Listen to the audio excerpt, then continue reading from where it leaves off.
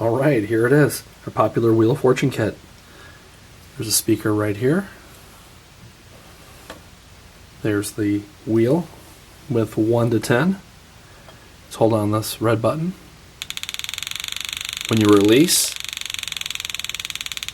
lands on a number. 2. Let's try it again.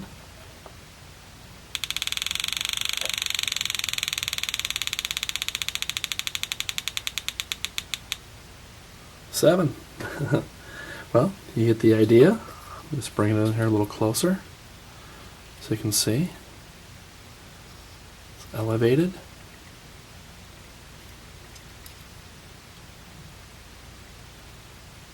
Uses a lot of capacitors, transistors, push button.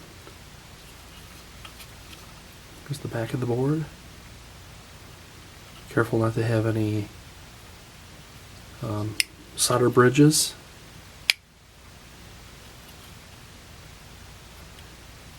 Alright.